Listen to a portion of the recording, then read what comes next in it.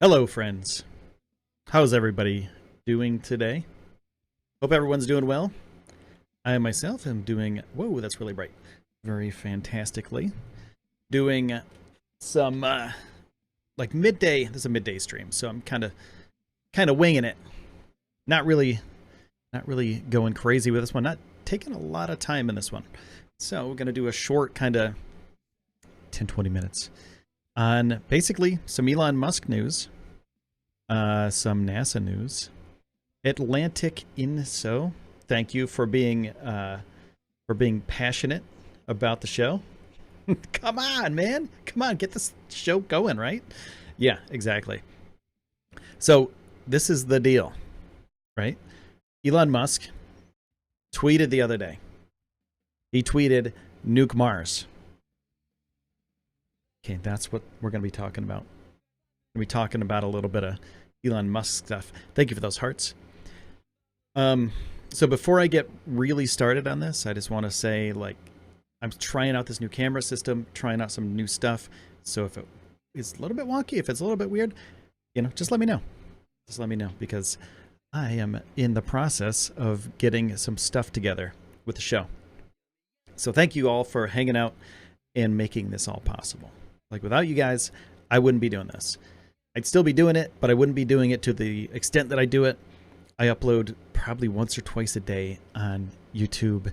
I do one or two quick podcasts on any podcast platform that you get your podcast from, and I do this show. So without you guys, I'd be nothing. I wouldn't be doing as much. So thank you. So let's go back to Nuke Mars. Let's take a look what Elon Musk said the other day. Check this out. So Elon Musk said, "Nuke Mars!" Exclamation point. Right there. Then he goes on to say, "T-shirt soon." He fancy a hot date. Fourth from our star. Trust me, it'll be hot. Not saying it solves everything, mind you, but it's a step in the right direction. And then question from Nevada Ram. If we were to nuke the poles of Mars like you suggest, how long would it take it to turn into an Earth-like planet? Elon says, aspirationally, decades. So basically what Elon Musk wants to do, he's been wanting to do this since like 2015, right? So he's been wanting to nuke Mars since 2015. It's one of those things where it's a weird situation, right? You can't really build a nuke and send it from the Earth to Mars right now. You just can't. They're not going to allow it. We can barely get funding for the things that we need to get done, right, in space. So there's some things that Elon Musk would have to do in order to get this done. One, he'd have to be able to make nuclear weapons off planet, right? And we're going to have regulations for that, right? So we're going to need regulations for building these kind of weapons off planet, because it's a weapon. It's literally a weapon. It's going to change the face of another planet. So these regulations, well, it's going to be weird because it's not on Earth. There are regulatory bodies about laws that happen off our planet already.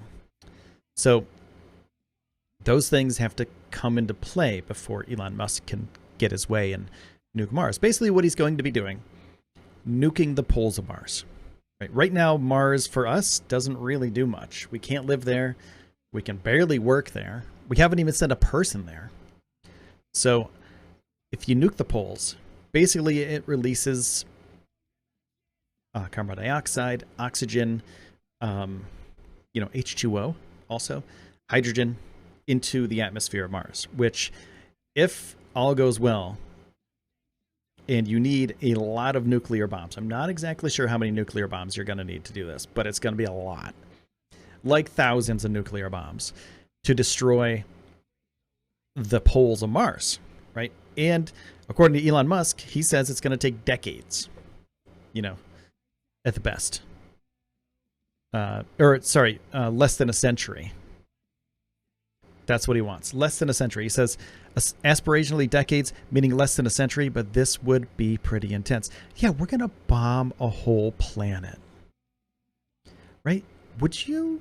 Is that an okay thing to do? Right? Can you bomb a whole planet? You know, you're going to bomb the poles of Mars, dude. Elon Musk, you're crazy in the good way. Please, please do this. I want people to be living on Mars. I think it would be really cool. But is it okay to do that? Are we allowed to do that? Are we allowed to explore and exploit other planets for our own good, right? Like, that's weird. I think it's a weird situation. I feel like Elon has the best intentions, though, right? So he wants to send something to Mars. That's his whole thing with SpaceX. He wanted to send something living to Mars, right? He wanted to send a plant to Mars and watch it grow, or, you know, watch it die, either one. But basically, with his idea of SpaceX was, hey, I want to send a plant to Mars. That was it. Like, that's his inspiration. So if he can do that with Starship, that's going to be a thing. Like, Starship is going to be a thing, and it's going to be happening in the next, I don't know, next Starship. The prototypes are there. They're going to be launching them, hopefully, by the end of this year. I mean, it's August, so September, October, November, December, 4 months. Starship, it wants to get it orbital. That's crazy. Atlantic. Oh, you can't trust him. Oh man, tell me why. I think he has all the best intentions, but he has such a broader understanding of a lot of things than I do, and most people do. And he also has a big outlook for things, right? Like, my outlook is, oh, how am I going to make enough money to keep my podcast going? You know, and like, who am I going to talk to, you know, to keep my business going, etc. You know, that's my thing. Like, that's what I'm worried about. Most people, like most normal people, think about like, how am I going to keep money coming in?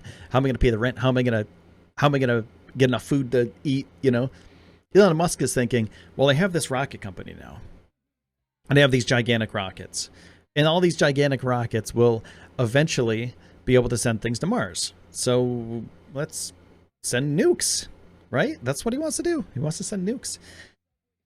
But you literally can't make a nuclear bomb on the Earth, right? You can't, like, unless you're a state, you know, unless you're a country, you can't do that.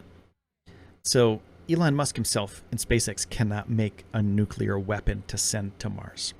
He's going to need hundreds of them too. Maybe thousands to do this. So the only way to do it is to work on asteroid mining. That's another thing that is possible in the near future, you know, the next couple decades. Asteroid mining to get the materials that you need to make those things that are going to terraform Mars. It's crazy, though. Let's think about how effing crazy that is. If you just think about that. Terraforming a planet. We can barely take care of ourselves on Earth. We can barely... We fight all the time. We're still silly apes running around with guns. You know? We can't get it together here. I understand where he's coming from. But there's a lot of things that need to be done here in order to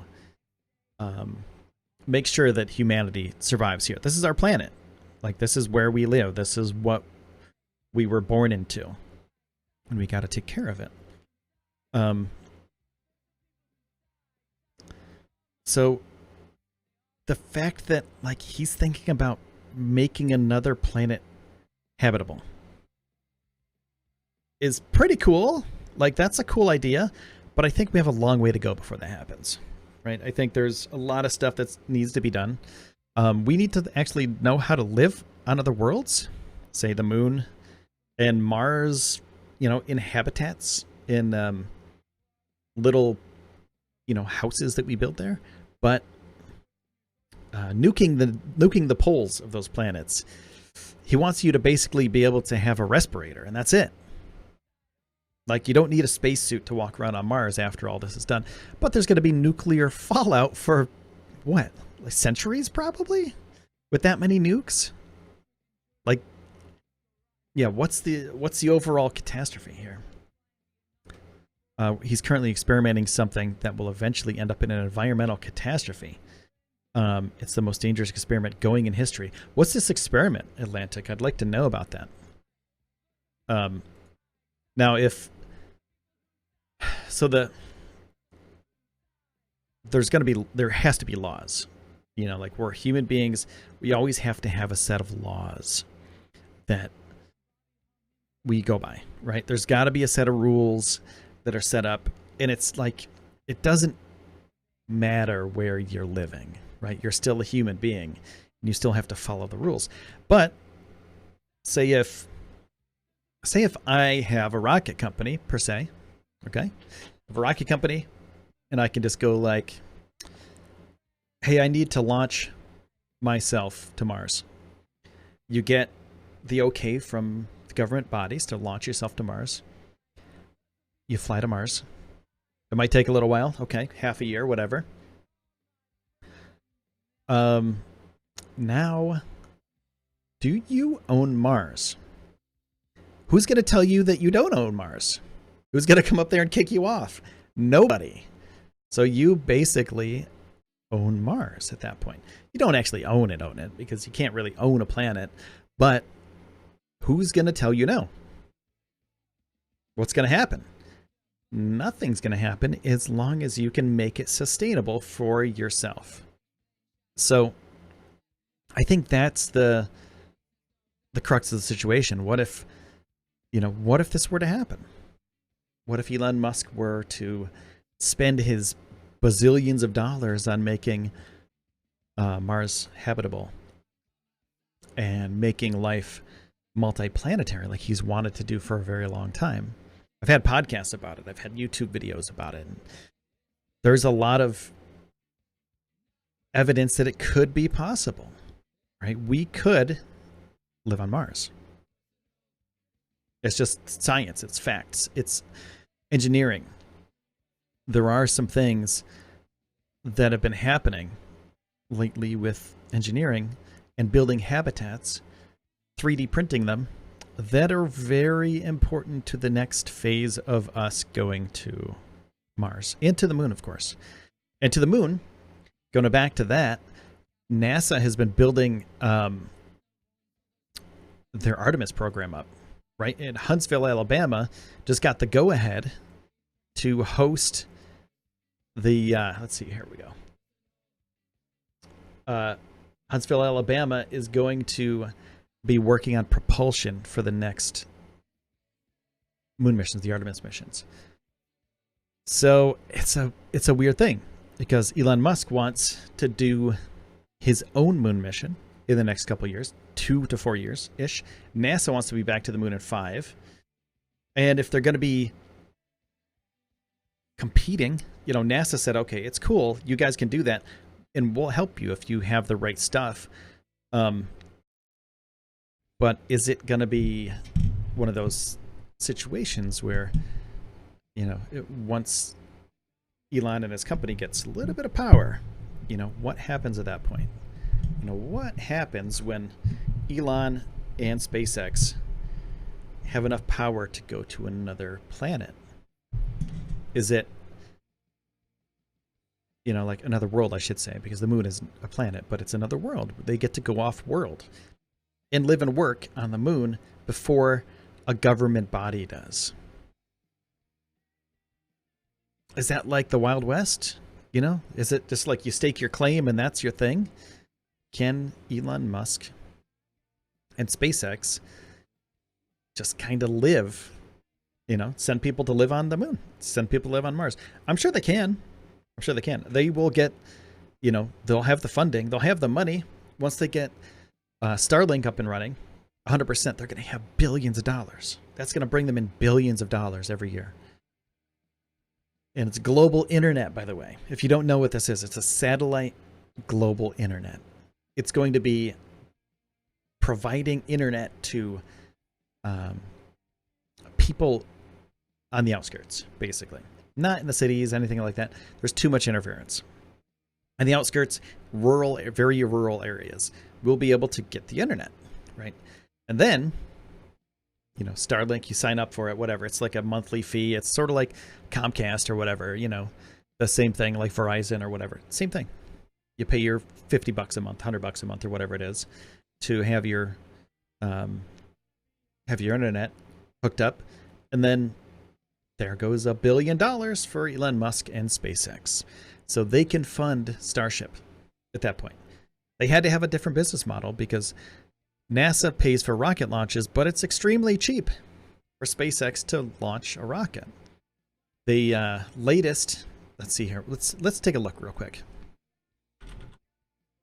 I'm going to make sure that I don't butcher this because, let's see. The Small Sat Rideshare Program. Check this thing out. This is cool. Let me switch this over for you guys. This is really cool.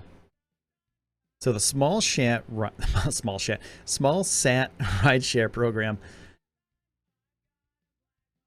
You send CubeSats, you send small satellites, small experiments into space, right? $2.25 million per launch.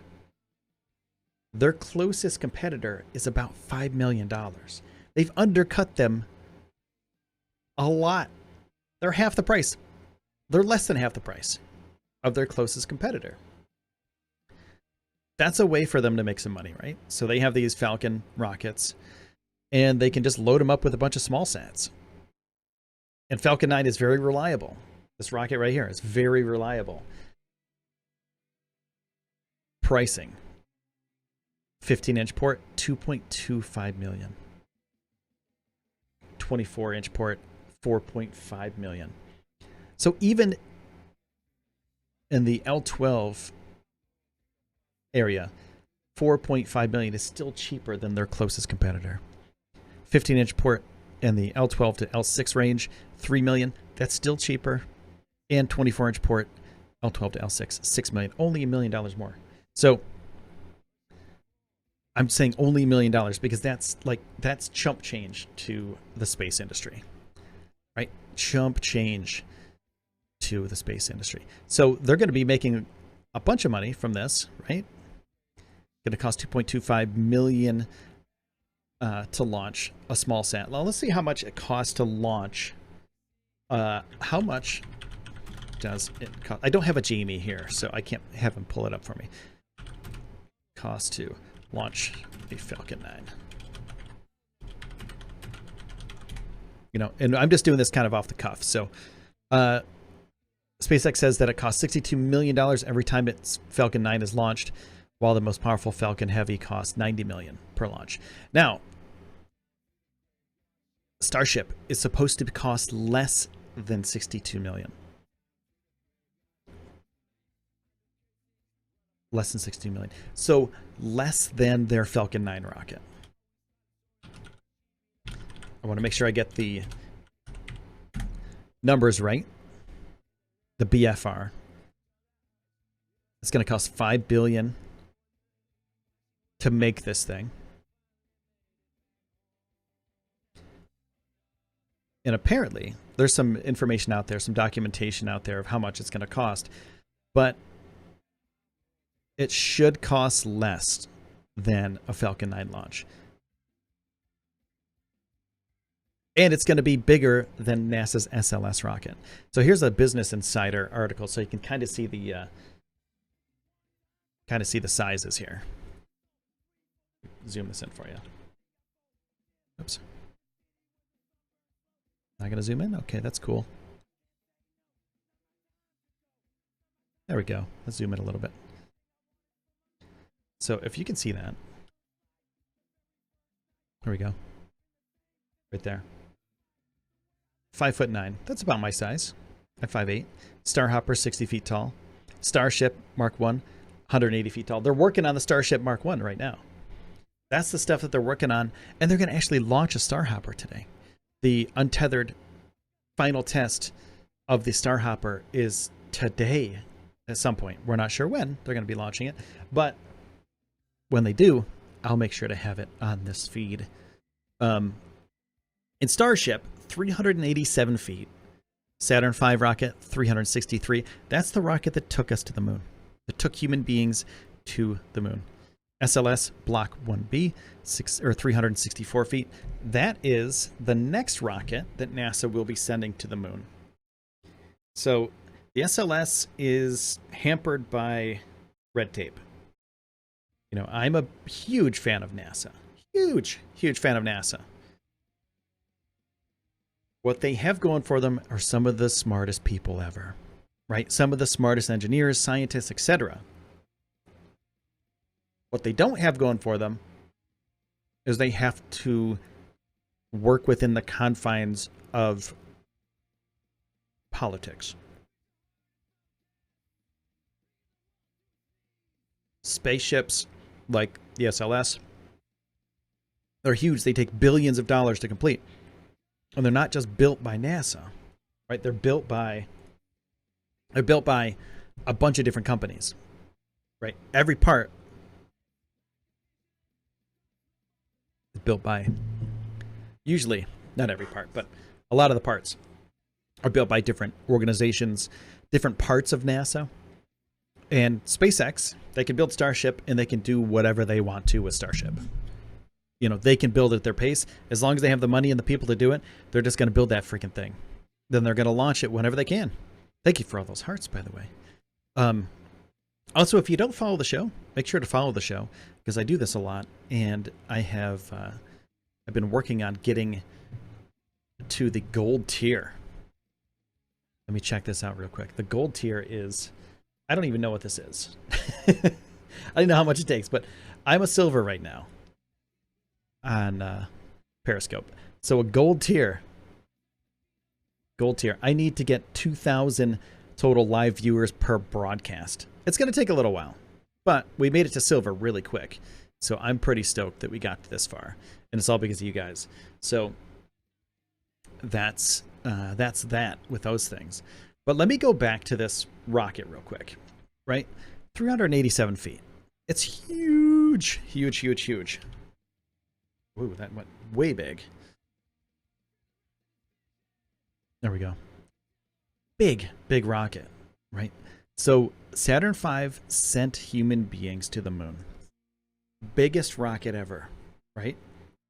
363 feet.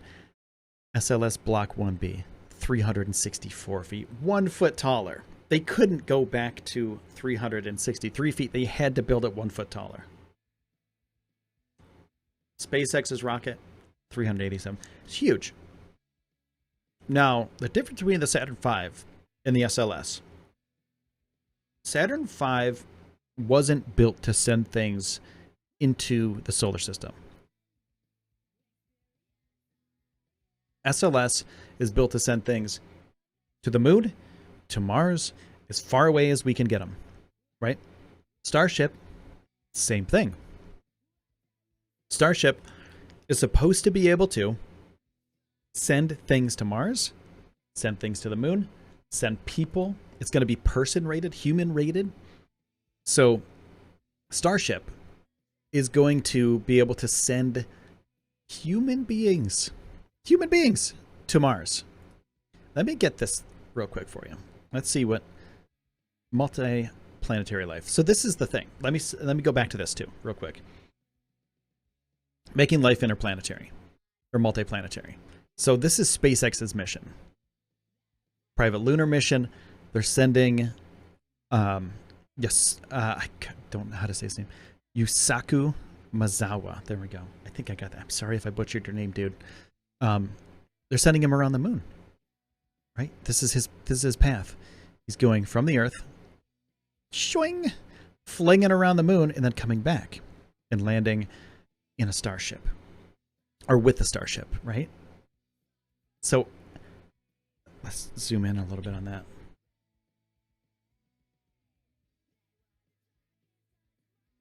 There we go. So he's going to be launching a human being, a whole bunch of human beings actually, from the Earth to orbit around the moon. They're going to go around the moon. They're going to come back and land where they started. How crazy is that, dude? And they can build that on their own because they don't have those constraints. They don't have those political constraints that NASA does.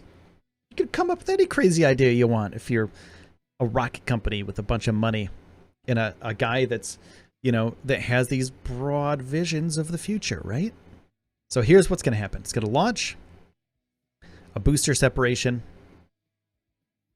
park orbit insertion, translunar injection, begin a lunar flyby, paraloon, Earthrise, end lunar flyby, entry interface. That's number 9. That's right over here. And then reverse thrusters, number 10. So basically you turn around. So you're flying in nose first, right? You turn around, reverse thrusters, land on Earth in the rocket that you left with. And not only do you land back on Earth, but you get this perspective that only a few people have ever had. Michael Collins was the first one. Michael Collins, who, I don't know how, but Michael Collins followed me on Instagram the other day, and I freaked out. Michael Collins, the astronaut, the NASA astronaut, followed me on Instagram. I don't know why. I'm just a dude. Space News Pod, the number 1 after that, if you want to follow. But he was the furthest away. He's the loneliest person ever at that point. Now, these people, right? This mission, the private lunar mission, Yusaku Maezawa, he has a bunch of friends that he wants to bring with him. He wants to bring artists, and he wants to bring people that will inspire generations after this mission. So instead of bringing a bunch of military guys or a bunch of astronauts, he's going to bring a bunch of artists, a bunch of musicians, philosophers, people who you wouldn't really think about doing a moon mission with. It's a whole different thing. But considering that NASA wouldn't do this. They would never. Like, why would they do that? That would be silly for NASA. Why would they send artists around the moon when they could send scientists, right? Send scientists and send, astronauts, send engineers, send people that'll do a, quote, mission. Yeah, well, you can do a mission all you want, but at the end of the day, you had to get that approved by Congress. You had to get that approved by the governmental body that you're structured through, right? So NASA is a government agency, of course. So they have all of the constraints of a government agency. They have all the people. Let me see if I can get this centered for you guys. They have all the people that are telling them no all the time. Like, no, we don't have the money for that. No, we're not going to launch an artist around the moon. No, you're stupid. Why would you send the bass player for Megadeth around the moon? You know, like, they would be like, okay, no, you're not going to do that. But if the bass player for Megadeth was like, hey, dude, I want to buy a ticket in Starship to go around the moon with you guys, SpaceX would be like, sure, why not? Yeah, you're cool. All right, you got some money? Okay, well, we can fund this mission. Now, here's how you have to train to do that. Because, of course, they're going to be trained, right? They're going to be trained. They're not going to be just silly people flying around in a spaceship. They're going to be trained to do important things, right? They're going to be trained to actually go around the moon and have, maybe a mission. Maybe there's going to be a mission. Maybe it's not just going to be artists flying around the, flapping around the moon, Maybe people are going to be doing something scientific, or maybe they're just going to be inspired. then they can inspire millions of other people by doing this. Now, the other thing is, check this out. So this is the rocket, this Starship. So this thing right here, this is the BFR, right? So that's the BFR. That's a big Falcon rocket. That's Starship, the big spaceship-looking thing. That's Starship. The BFR launches Starship into orbit, goes back down to Earth, and lands. When it lands, it refuels and launches another Starship. So it can literally do this within 24 hours. So while Starship's in orbit refueling for its trip to Mars, another bunch of passengers can be waiting on Earth, getting ready to go to Mars, and they launch into orbit a day later. And then the first bunch of people, right, that were on the first Starship, hang out in orbit, and they wait for the second bunch of people in the next Starship. And when they all get together, Elon Musk actually said this. He said that it's like Battlestar Galactica when you have, if you've never seen that show, by the way, go watch the show. It's amazing. It's amazing. It's one of the best TV shows ever produced. But not just because it's science fiction. I do like science fiction, but it's a human story, and the human story is absolutely riveting. So you can binge watch it for like 3 days. So anyway, he said it's going to be like Battlestar Galactica, where there's going to be a fleet of spaceships waiting in orbit. And then when they say go, all these spaceships turn towards Mars and launch themselves toward the red planet. How crazy is that? So that's Starship. That's where the people will be. All these windows, that's where people will be. That's the plan. Elon Musk wants to send people to Mars, wants to send people around Moon. That's cool. Like, that's what's, if this actually happens, right? So I'm a firm believer in things that will happen. I'm a firm believer that if you say you're going to do something and you have the means to do it, and if you're like Elon Musk and you have the money to do it, and you have the people in your organization that will say, dude, we are going to follow you to the ends of the earth, and then we're going to jump off the earth and go to Mars because it sounds crazy but awesome. That's one of the kind of good things if you have your own giant rocket company. So, multiplanetary.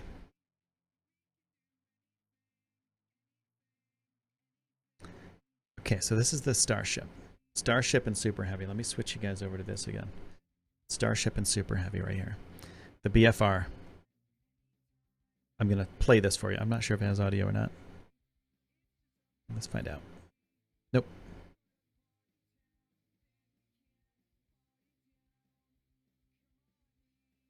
Okay.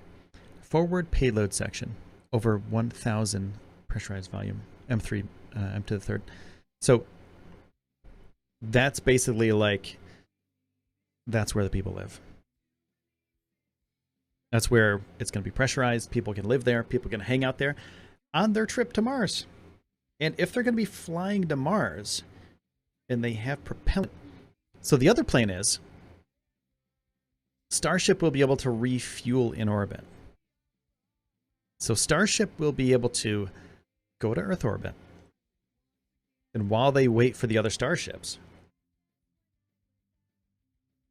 they'll be able to attach to a tanker and refuel Starship so they can launch it to Mars or to the Moon or wherever their destination is.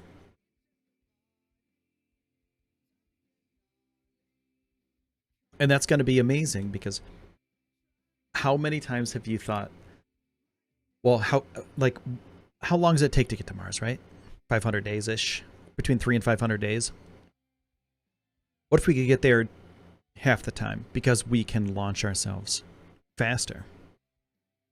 Well, it really depends on where Mars is. You know, if it's close enough to us, if the orbits are right, then yes. Yes, that's the thing.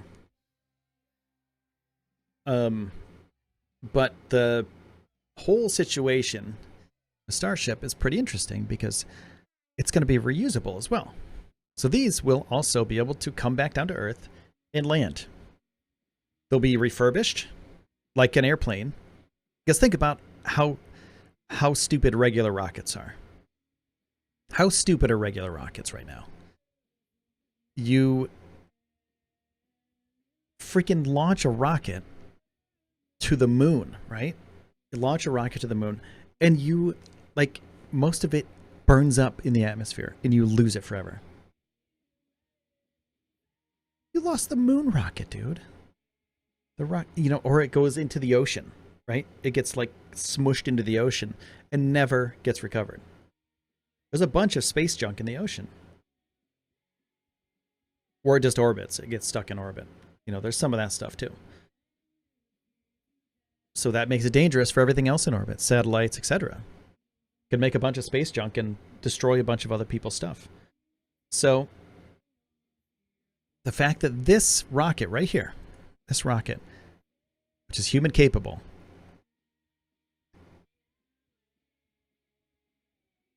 that's all reusable. This first piece, it pops off, right? It launches this. And they're both reusable. They can both land and be reused within 24 hours. And this ship right here, this Starship, this will be launching as a test Starship by the end of this year. Within 2 years, Elon Musk wants to send it to the moon. Within 2 years, we'll have a private company sending a gigantic rocket to the moon. That's crazy. That's absolutely insane. So yeah, that's the Starship. Look at this. 7 Raptor engines, AFT cargo, actuated aft fins, landing pads on each one of those. Okay, so this is insane. Like, could you imagine going to the airport, picking up a flight, right?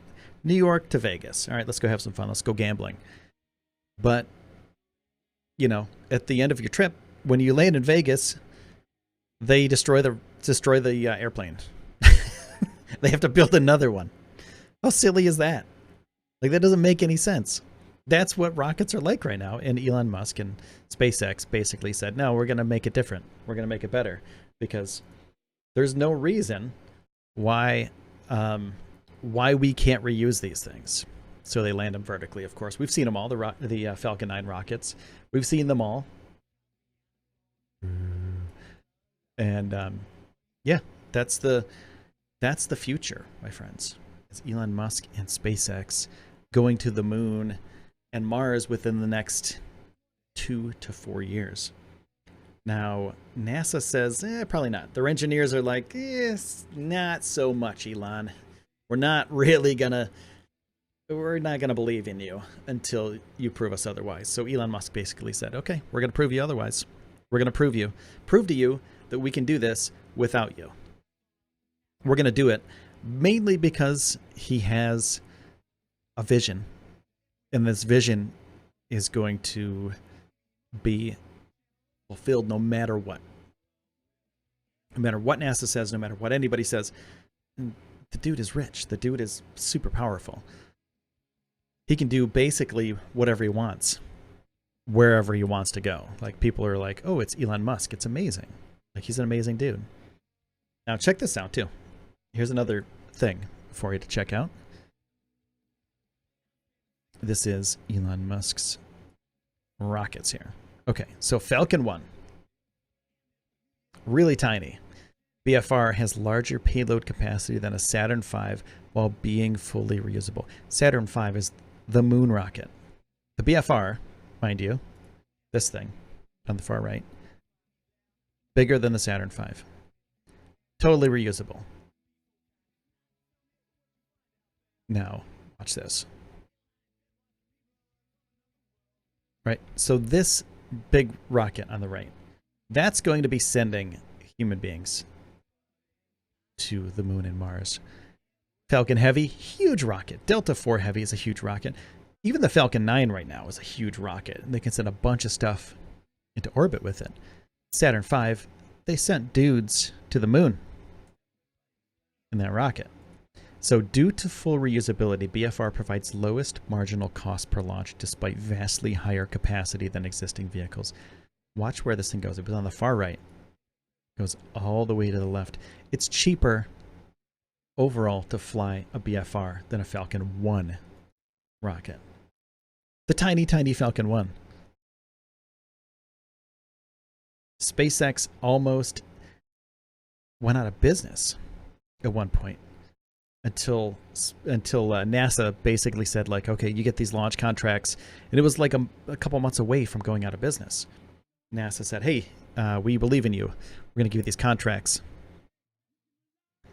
His vision is from magic mushrooms. It's possible, man. You never know. It's possible. So Starship uses satellites, space station missions, interplanetary transport. So this will be able to dock with a space station too, by the way. So this isn't, like,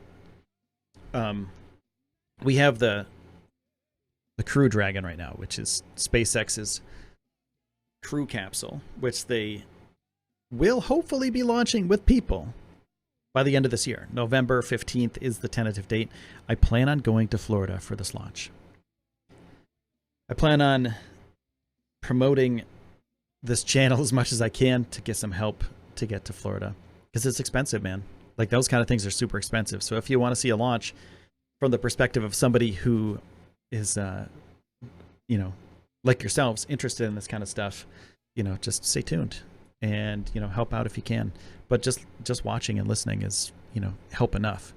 So this thing can do everything. It can launch satellites, space station missions, interplanetary transport, missions to Mars. Okay. So this is a long presentation here. I can't really go into it. It's like an hour long. But basically, Elon eventually wants to colonize Mars. Let's go back to this one. This is a video. Starts off with a landing pad. Starship lands. But eventually they build out a metropolis on the red planet. So there will be buildings you can live in. Starship is right here where they landed the first time. They build landing pads, roads, etc. So there's going to be habitats, right? You build some habitats either on the surface of Mars, or you bring them with you. You bring the supplies in your Starship with some people, right? Because Starship can hold stuff too. It's not just for people. It's to be able to hold cargo. It can hold things that you can build your freaking multiplanetary society with. So all of this right here eventually could be brought to Mars via these Starship rockets. And also, when they, get enough people up there and they have enough resources available to them, they will be able to build this stuff on Mars itself. Okay, so on Mars, on the red planet, they'll be able to build these structures. Something like this. Right? Something like this, where they can build these structures near where they land. That's pretty insane. Thank you for those hearts. Then it'll become this. One rocket launch, or one rocket landing. They build out, and build out, and build out, and build out. Or they get the raw materials to send rockets back to Earth. That's very interesting. Now, the raw materials for rockets. Hydrogen. Right? Hydrogen is rocket fuel. And if they can equip Starship with hydrogen boosters, they can get hydrogen from the water ice that's on the poles of Mars. They can extract H2O, water, from these big deposits of water ice. And they're going to have to bring machinery to it, so that's why the moon missions are kind of important too, because they have to figure out how the heck to do that stuff before they launch these things to Mars. They can't just launch a rocket to Mars and be like, well, we're going to get there, and then we're going to try to find a way back. They could bring enough rocket fuel to bring them back. I'm not exactly sure what Starship's capabilities are at this point as far as relaunching when it gets there. But they can use hydrogen out of the water ice that's on Mars. That's what they plan on doing on the moon with the Artemis missions, which will be happening in 5 years. They want to do the first woman and the next man back to the surface of the moon in 5 years. And what they're going to do in these missions is they're going to do exploration, of course, going to do science, but they're also going to start setting up habitats on the moon. Like, why haven't we done that yet? We were there in the 60s, right? We were there in the 60s and 70s. Why haven't we built even a little hut? Build a little hut. You know, pop a tent up there. But we didn't. We didn't do any of that stuff. So we just kind of left it, you know? There was no reason for us to go back to the moon because we weren't in a war anymore. We're in this Cold War with Russia. So the fact that we want to do it now just for the sake of doing it. There's political reasons, of course, you know. There's also like, hey, let's have the biggest stick, you know. We have the high ground now. We have a base on the moon. A lunar base. So there's, you know, as far as military strategies, it's, you know, it's important to have the high ground.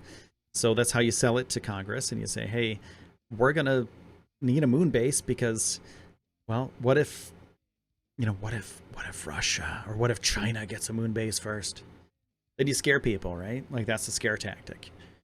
I've mentioned this a couple times on my podcast, and one guy actually unsubscribed because I mentioned it, which is kind of funny.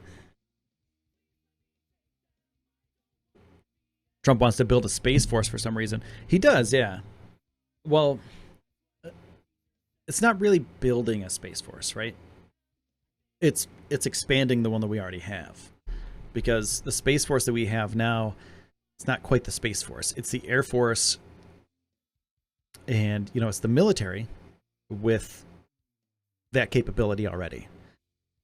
The Space Force is basically saying, well, we have the stuff already. Let's just make it its own branch.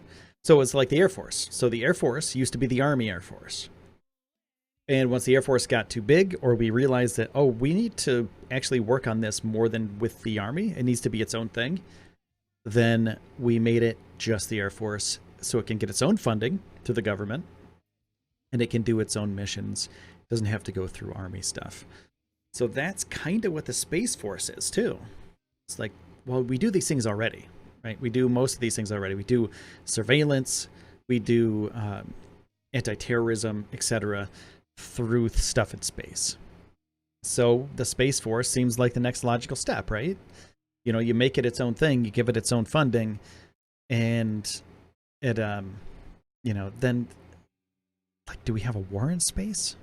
I don't know. That's going to be crazy. What happens when, you know, what happens if we get into a battle, though? That's the thing. Like, what happens if World War III breaks out? And, you know, God forbid something like that happens. How do we protect ourselves? Every country has some sort of GPS, right? They have telecommunications. They have satellite communications. If we were just to kind of like, you know, destroy the satellites for their communication systems, they have no way to communicate because everything's so technologically advanced. They can't just call somebody anymore because their cell phone service is gone. It's chaos, and their military wouldn't be able to communicate. So that's what the Space Force is kind of for. There's a treaty kind of floating around there that says, you know, we're not going to, you know, do space war. Battlestar Galactica, kinda. Yeah, kinda Battlestar Galactica. But we're not fighting Cylons at this point. We're just fighting each other still, like stupid monkeys. You know, like we're just dumb idiots that like to fight. So instead of going like, hey, we have all the resources we could ever need to advance humanity to the next level, but what are we doing? Why are we fighting? Che, thanks for the comment about the hat, dude. Skateboarding is amazing. by the way. Chocolate skateboards. Been around forever. Long time skater.